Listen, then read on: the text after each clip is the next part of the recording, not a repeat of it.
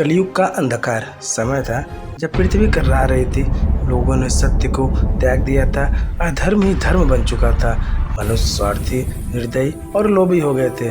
भाई भाई से बैर रखता था, गुरु शिष्य को धोखा देता था और राजा अपने ही प्रजा पर अत्याचार करते थे। आसमान धुएं से भर गया था, नदियाँ काली पड़ चुकी थी और पृथ्वी चीख उठी थी, हे नारायण, अब तो अवतरित हो जाओ। उसी क्षण ब्राह्मण विष्णु यश के घर एक बालक ने जन्म लिया। उसके जन्म के साथ ही हवा में सुगंध फैल गई और मंद पवन में एक आकाशवाणी गूंजी, ये बालक ही भविष्य का उद्धारक है, यही होगा कल्कि। बालक की आंखों में अग्नि थी और माथे पर तेज, ऐसा कि अंधकार भी झुक जाए। परशुराम वर्षों बाद जब कल्कि युवा हुए तो एक दिन जंगल में उन्हें एक दिव्य ऋषि मिले। वही थे भगवान परशुराम।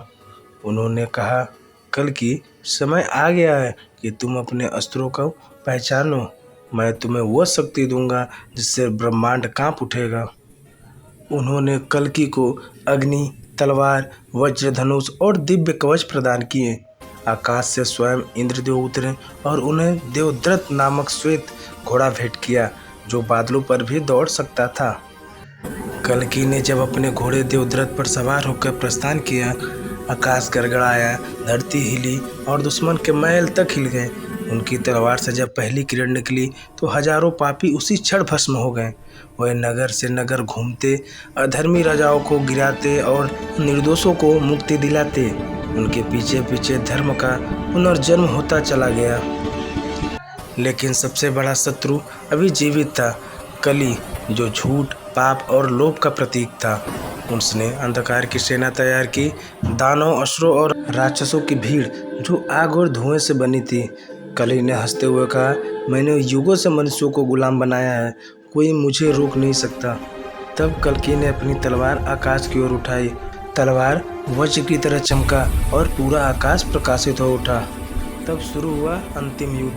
धरती कांप उठी, समुद्र उफान मारने लगा और आसमान से बिजली बरसी। कली की सेना आग में झुलस गई पर वो वहीं अडिग रहा। तभी कल्कि ने देवदत्त को आगे बढ़ाया और कहा, धर्म का सूर्य अब उदय होगा। एक ही प्रहार में उनकी तलवार ने कली के सिंहासन को चूर चूर कर दिया। कली विहीन हो गया और उसके साथ अधर्म का अंत हुआ। चारों तरफ सन्नाटा छा गया। फिर धीरे धीरे धरती पर हरियाली लौट आई, नदियाँ निर्मल हो गईं और हवा में शांति भर गई। मनुष्य ने फिर से सत्य, करुणा और प्रेम को अपनाया और उस दिन से एक नया युग प्रारंभ हुआ, सत्य युग।